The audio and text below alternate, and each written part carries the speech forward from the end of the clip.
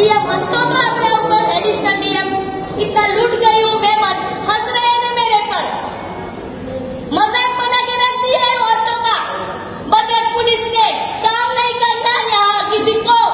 सिर्फ मिठाइयाँ खाना है सिर्फ करप्शन चलता है यहाँ किसी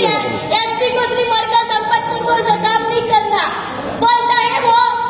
कि ये तो पर्सनल मैटर कैसे पर्सनल मैटर इस मोहन इस शांतनु मोहन जी सर जो डीएम है एडिशनल मास रहा है मेरे पर मजाक बना रहा है मेरा क्या प्रूफ है क्या तो मैटर नहीं तो पूछ क्यों रहा हो। यहाँ के पुलिस को काम नहीं करना भद्रक पुलिस को एडिशनल एसपी हंसते हैं मेरे पे 2 महीने से परेशान हूँ बच्चा मेरा मैं रोड पे आ गई हूँ क्या पता तकलीफ क्या होती है कैसे वो बहुत ही सर हंस रहा है मजाक बना रहा है मेरा तकलीफ है उस सर ने बोला उसको मोहन जी सर को एडिशनल डीएम को पता चले इंसान का मजाक कैसे बनता है और के यहाँ उड़ीसा की मजाक नहीं है पता चले बताओ मोहन जी सर को मजाक कैसे सर को बुलाओ कैसे और मजाक होती है